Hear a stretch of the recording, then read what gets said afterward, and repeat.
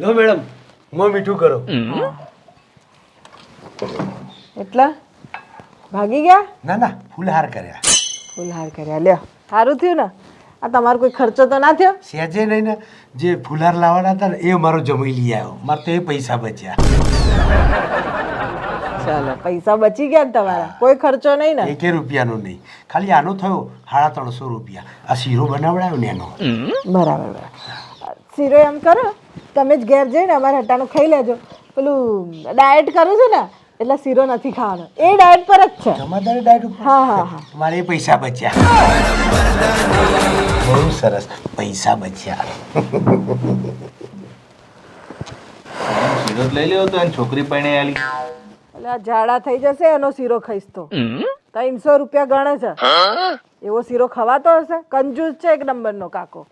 સાચી વાત છે. તો